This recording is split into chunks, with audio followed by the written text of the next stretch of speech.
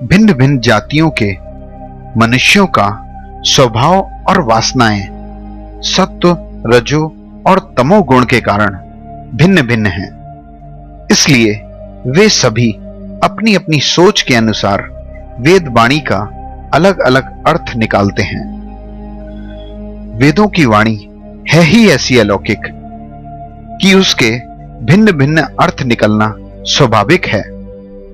कुछ लोग बिना ज्यादा विचार और अध्ययन किए ही वेदों के विरोधी हो जाते हैं और व्यर्थ के पाखंडों को ही अपना धर्म मान लेते हैं। प्रिय उद्धव, सभी की बुद्धि मेरी माया से मोहित हो रही है, इसीलिए वे अपने अपने कर्म संस्कार और अपनी अपनी रुचि के अनुसार आत्म कल्याण के साधन भी एक नहीं अनेक बताते हैं। कर्म योगी मनुष्य यज्ञ, तप, दान, व्रत, संकल्प और रीति रिवाज आदि को ही पुरुषार्थ बताते हैं, परंतु ये सभी कर्म हैं और इन कर्मों के फल समाप्त हो जाने पर इनसे केवल दुख ही मिलता है और इनके फल स्वरूप मिलने वाले लोग भी मनुष्य को केवल जन्म मृत्यु के चक्कर में ही फंसाए रखते हैं। इसलिए इन विभिन्न साधनों के फेर में नहीं पड़ना चाहिए। प्रिय उद्धव, जो सब ओर से बेपरवाह हो गया है, किसी भी कर्म या उसके फल की अभिलाषा नहीं रखता और अपने अंतःकरण को पूर्ण रूप से मुझे समर्पित कर चुका है, ऐसे परमानंद भक्त की आत्मा के रूप में मैं स्वयं प्रकट होने लगता हूं। इससे वह जिस सुख का अनुभव करता है वह इस संसार में उलझे मनुष्यों को किसी प्रकार प्राप्त नहीं हो सकता। जो अपनी इंद्रियों पर विजय प्राप्त करके शांत और समदर्शी हो गया है और वह किसी भी जीव में कोई भेदभाव नहीं करता, जो मेरे सानिध्य का अनुभव करके ही अपने को पूर्ण संतुष्ट मान लेता है, उसके लिए आकाश का एक एक कोना आनंद से भरा है। जो योगी मुझे छोड़कर ना तो ब्रह्मा का पद चाहता है, ना देवराज इंद्र का, और ना ही उसके मन में सर्वभौमक सम्राट बनने की इच्छा होती है, और वह योगी बड़ी बड़ी सिद्धियों और यहां तक कि मोक्ष की भी अभिलाषा नहीं रखता। प्यारे उद्धव, उस महात्मा के पीछे तो मैं दिन रात यही सोचकर घूमा करता हूं कि उसके चरणों की रज उड़कर मेरे पे पड़ जाए और मैं पवित्र हो जाऊं। जिनका चित्त मेरे प्रेम में रंग गया है, जिसकी सारी सांसारिक वासनाएं मिट चुकी हैं और जो अपनी उदारता के कारण समस्त प्राणियों पर दया और प्रेम का भाव रखता है, उस योगी को मेरे जिस परमानंद स्वरूप का अनुभव होता है उसे और कोई नहीं जान सकता, क्योंकि वह परम आनंद तो केवल निरपेक्षता से ही प्राप्त हो सकता है। हे उद्धव, मेरा जो भक्त अभी अपनी इंद्रियों को नहीं जीत पाया है और सांसारिक वासनाएं बार बार उसे बाधा पहुंचाती हैं और अपनी ओर खींचती हैं, वह भी क्षण क्षण में बढ़ने वाली मेरी भक्ति के प्रभाव से उन सांसारिक वासनाओं से पराजित नहीं होता। जैसे धधकती हुई आग लकड़ियों के बड़े ढेर को भी जलाकर खाक कर देती है, वैसे ही मेरी भक्ति धीरे धीरे भक्त के समस्त पाप कर्मों को जला डालती है। हे उद्धव, योग, साधना, ज्ञान विज्ञान, धर्मानुष्ठान, जप, पाठ और तप त्याग मुझे प्राप्त करने में उतने समर्थ नहीं हैं जितनी दिनों दिन बढ़ने वाली अनन्य प्रेममयी मेरी भक्ति। मैं संतों का प्रियतम आत्मा हूं। मैं अनन्य श्रद्धा और अनन्य भक्ति से ही पकड़ में आता हूं। मुझे प्राप्त करने का यह एक ही उपाय है। मेरी अनन्य भक्ति उन लोगों को भी पवित्र, जाति दोष मुक्त कर देती है जो जन्म से ही चांडाल हैं इसके विपरीत जो मेरी भक्ति से वंचित हैं, उनके मन को सत्य और दया से युक्त, धर्म और तपस्या से युक्त ज्ञान भी पवित्र नहीं कर सकता। जब योगी का सारा शरीर मेरे प्रेम से रोमांचित हो जाता है, उसकी वाणी मेरे प्रेम के वशीभूत होकर अपने आप को भी भूल जाती है। मन पिघलकर मेरी ओर बहता रहता है। उसका एक क्षण के लिए भी रोने का तांता नहीं टूटता।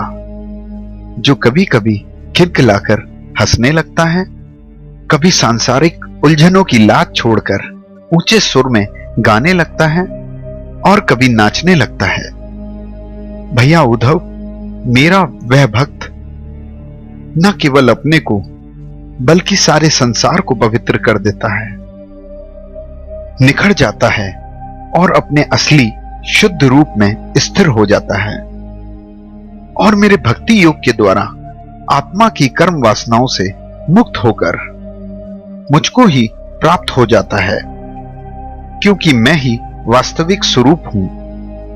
प्रिय उद्धव, मेरी परम पावन लीला कथा को सुनने और कीर्तन करने से जैसे जैसे मन का मैल धुलता जाता है, वैसे वैसे ही उसे वास्तविक तत्व के दर्शन होने लगते हैं। जो मनुष्य निरंतर सांसारिक वासनाओं के विषय में सोचते रहते हैं, उनका मन उन्हीं विषय वासनाओं में उलझा रहता है, और जो मेरा स्मरण करता है उसका मन मुझ में रम जाता है। इसलिए तुम दूसरे साधनों की चिंता छोड़ दो। अरे भाई, मेरे अतिरिक्त और कुछ है ही नहीं। जो कुछ इन आंखों से दिखाई देता है वह सब स्वप्न के समान है। इसलिए तुम मेरे चिंतन से अपना चित्त शुद्ध कर लो और उसे पूरी एकाग्रता से मुझ में ही लगाओ। उद्धव जी ने भगवान से पूछा, हे प्रभु, किसी मनुष्य को आपका ध्यान किस प्रकार से करना चाहिए? भगवान श्री कृष्ण ने कहा, प्रिय उद्धव, सबसे पहले योगी को किसी ऐसे आसन पर बैठना चाहिए जो ना तो बहुत ऊंचा हो ना ही बहुत नीचा, और वह उस आसन पर शरीर को सीधा रखकर आराम से बैठ जाए। हाथों को अपनी गोद में रख ले और दृष्टि अपनी नाक के आगे के भाग पर जमा ले। इसके बाद पूरक, कुंभक, रेचक तथा रेचक, कुंभक और पूरक इन प्राणायामों के द्वारा नाड़ियों को शुद्ध करे। पूरक का अर्थ है वायु को श्वास के द्वारा फेफड़ों में ले जाना। कुंभक का अर्थ है श्वास को छोड़ने से पहले फेफड़ों में रोक कर रखना। रेचक का अर्थ है श्वास को छोड़ना। योगी को इन तीनों प्राणायामों का अभ्यास धीरे धीरे बढ़ाना चाहिए और इसके साथ साथ इंद्रियों को जीतने का भी प्रयास करना चाहिए। इन तीनों प्राणायामों के साथ योगी अपने हृदय में बहुत सूक्ष्म ओमकार का ध्यान करे और श्वास या प्राण के द्वारा ओम को हृदय से ऊपर की तरफ बुद्धि में ले जाए और ओमकार में घंटनाद के समान स्वर स्थित करे। योगी इस बात का ध्यान रखे कि ओम के स्वर का तांता प्राणायाम के दौरान टूटने ना पाए। इस प्रकार प्रतिदिन 3 समय 10-10 बार ओमकार के सहित प्राणायाम का अभ्यास करे। ऐसा करने से 1 माह के भीतर उसकी प्राणवायु वश में हो जाती है। उसके बाद योगी ऐसा चिंतन करे कि हृदय एक कमल का फूल है। वह शरीर के भीतर इस प्रकार स्थित है कि मानो उसकी डंडी तो ऊपर की ओर है और मुख नीचे की ओर। अब ध्यान करना चाहिए कि कमल का मुख ऊपर की ओर होकर खिल रहा है। उस कमल के फूल में 8 पंखुड़ियां हैं और बीच में बहुत सुंदर कर्णिका रूपी गद्दी है। और ऐसा ध्यान करना चाहिए कि उस गद्दी पर क्रमशः सूर्य, चंद्रमा और अग्नि स्थापित हैं। इसके पश्चात अग्नि के भीतर मेरे इस स्वरूप का स्मरण करना चाहिए। मेरा यह स्वरूप ध्यान के लिए बड़ा ही मंगलमय है। मेरे हर अंग का गठन बड़ा ही सुडौल है। रोम रोम से शांति टपक रही है। मुख कमल प्रसन्नता से अत्यंत प्रफुल्लित है और सुंदर है। घुटनों तक लंबी लंबी मनोहर 4 भुजाएं हैं। बड़ी ही सुंदर गर्दन है। सुंदर गाल मरकत मणि के समान निखर रहे हैं। मुख पर मंद मंद मुस्कान की मनोहर छटा है।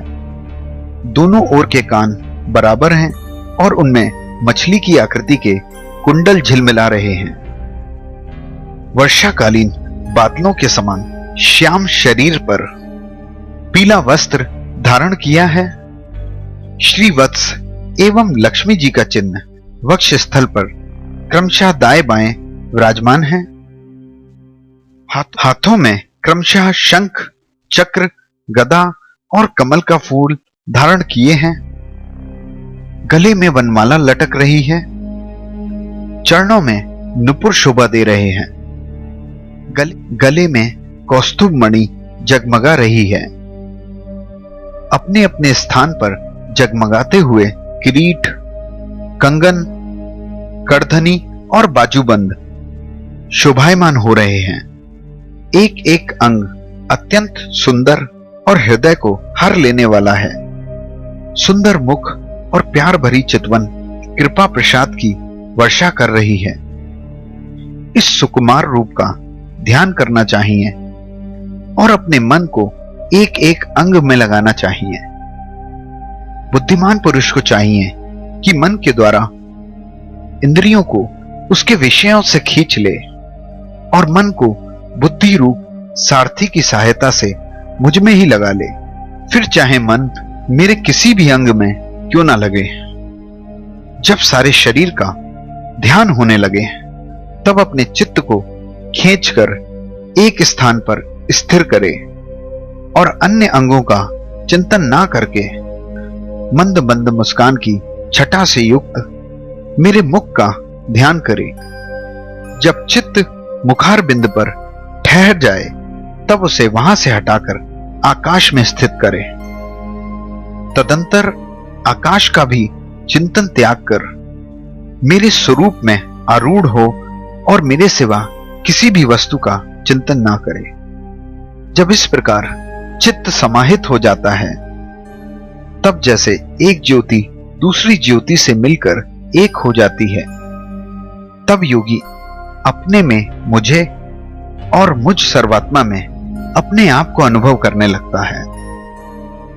जो योगी इस प्रकार तीव्र ध्यान योग के द्वारा मुझ में ही अपने चित्त का संयम करता है, उसके चित्त से वस्तु की अनेकता और तत्व संबंधी ज्ञान और उनकी प्राप्ति के लिए होने वाले कर्मों का भ्रम शीघ्र ही निवृत्त हो जाता है। इससे अगले अध्याय में ध्यान योग से प्राप्त होने वाली सिद्धियों के विषय में बताया गया है।